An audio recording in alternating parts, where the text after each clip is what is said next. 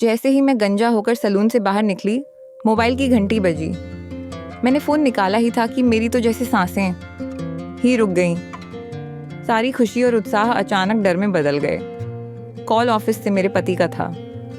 मैं समझ नहीं पा रही थी कि फ़ोन उठाऊं भी या नहीं, और अगर उठाऊं तो क्या बोलूं। किसी तरह खुद को संभालते हुए फ़ोन उठाया। हेलो, उधर से आवाज़ आई, फ़ोन किया था तुमने? मैंने झिझकते हुए जवाब दिया, तेरा नाम? हाँ यार, किया था। मीटिंग कैसी रही तुम्हारी? वो बोले, अभी तो मीटिंग की तैयारी चल रही है, 1 घंटे बाद है। मैंने कहा, ठीक है, लेकिन खाना टाइम से खा लेना। मीटिंग के चक्कर में खाना मत भूल जाना।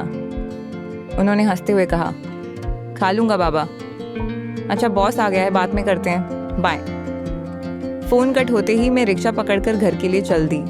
लंबे बालों से एकदम चिकनी गंजी बनकर घर लौट रही थी।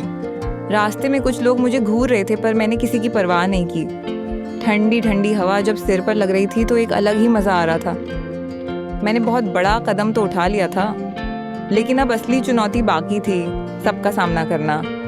परिवार, ससुराल, सोसाइटी, सहेलियाँ, सब यही पूछेंगी, लंबे बालों से एकदम गंजा क्यों हो गई? और मैं क्या जवाब दूंगी?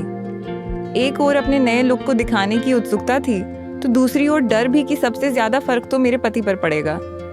अगर उनकी मीटिंग सफल हुई तो शायद रिएक्शन अच्छा हो, वरना उनका मूड खराब हुआ तो गुस्सा मुझ पर ही निकलेगा। घर आ गया। मैं लिफ्ट से सीधी अपने फ्लैट पर पहुंची। रास्ते में कोई मिला नहीं, वरना सबको जवाब देने का मन बना चुकी थी। जैसे ही घर में कदम रखा, फ्रिज से पानी निकाला और सोफे पर बैठ गई। ठंडा पानी थोड़ा सा सिर पर डाला। उफ उफ, क्या ठंडक है। फिर अपने सिर पर हाथ फेरा, एकदम चिकना। मैंने फ़ोन निकाला और एक सेल्फी ली अपने टकले लुक के साथ। इसके बाद मैं नहाने चली गई। शॉवर की बूंदें सीधा सिर पर गिर रही थीं, सीधा नीचे फिसल जा रही थीं। शैम्पू की बोतल उठाई, थोड़ा सा हाथ में निकाला, लेकिन जैसे ही सिर पर लगाने लगी, जोर से हंसी आ गई। अरे प्रियंका, जब बाल ही नहीं है तो शैम्पू किस पर लगाएगी? पर अब निकाल ही लिया था तो गंजे सिर पर अच्छे से रगड़कर धो लिया। नहाकर बाहर आई और सोचा आज कुछ स्पेशल ट्राई करती हूँ। मैंने एक काली नेट वाली साड़ी पहनी, साथ में स्लीवलेस ब्लाउज। मेरा गोरा और चिकना सिर उस काली साड़ी के साथ एकदम परफेक्ट लग रहा था। थोड़ा सा मेकअप भी किया, जिससे खूबसूरती और निखर गई। मैं सिर पर हाथ फेरते फेरते कब सो गई पता ही नहीं चला। शाम को 7 बजे उठी और सीधा किचन में लग गई। आज अपने तकला राम के लिए स्पेशल डिश बनानी थी ताकि वो खुश हो जाए। रात के करीब 10 बजे दरवाजे की घंटी बजी। मैंने आवाज़ लगाई, आए, और शीशे के सामने जाकर साड़ी का पल्ला सिर पर रखा और पिन से अच्छे से टाइट किया ताकि सरप्राइज की ऐसी तैसी ना हो। दरवाज़ा खोला, सामने मेरे पति थे। उन्हें गले लगाया। उन्होंने मुस्कुराते हुए कहा, क्या बात है, आज तो कुछ ज़्यादा ही चमक रही हो। कहीं पार्टी में बाहर जाना है क्या? मैंने पानी देते हुए कहा, क्यों, घर में ही पार्टी वाली फीलिंग नहीं आ सकती क्या? वो हंसते हुए बोले, हमें तो पता ही नहीं था कि घर में कैसे पार्टी का मज़ा लिया जाता है, ज़रा हमें भी सिखाओ। मैंने कहा, पहले फ्रेश हो जाओ, कपड़े बदलो, फिर बताती हूँ। वो फ्रेश होकर आए और मैंने खाना टेबल पर लगा दिया। खाना देखकर बोले, वाह, आज तो रानी साहिबा ने कमाल कर दिया। मैं मन ही मन हंस रही थी। वाकई आज तो रानी ने कमाल कर ही दिया, तुम्हारी तरह गंजा जो हो गई। मैंने पूछा, तो बताओ मीटिंग कैसी रही? मीटिंग का नाम सुनते ही उनके चेहरे से हंसी गायब हो गई। यार मीटिंग का मत पूछो। इतना सुनते ही मेरी भी हालत खराब हो गई। सोचा था आज रात मस्ती करेंगे, लेकिन अब लग रहा था ऑफिस की टेंशन सुनते ही रात निकल जाएगी। मैंने पूछा, बॉस ने डांट दिया क्या? वो बोले, हाँ डांट भी पड़ी और प्रेजेंटेशन भी रिजेक्ट कर दिया। मैंने दिल छोटा नहीं होने दिया। कोई बात नहीं, होता रहता है, मेरा तकल्लु सबसे बेस्ट है। वो बोले, बेस्ट हूँ तभी तो डिमोशन कर दिया। ये सुनकर मेरा दिमाग घूम गया, लेकिन खुद को संभालते हुए बोली, कोई बात नहीं बाबू, थोड़ा खर्चा कम कर लेंगे, तुम चिंता मत करो। वो बोले, सच में? मैंने कहा, मुच्छी मेरी। ये सुनकर उनके चेहरे पर थोड़ी राहत आई। फिर बोले, अच्छा, अब इसी बात पर फ्रिज से आइसक्रीम निकाल लाओ जो तुम्हारे लिए स्पेशल लाई थी। मैं दौड़कर फ्रिज से 2 कप निकाली और जैसे ही अपना कप खोला उसमें एक सोने की अंगूठी रखी थी। मैं तो हैरान, कुछ समझ ही नहीं आया। फिर जैसे ही उनकी ओर देखा वो हंसते हुए बोले, मुबारक हो, अब तुम बन गई हो मैनेजर की बीवी। मेरे तो गुस्से और प्यार दोनों का ठिकाना नहीं रहा।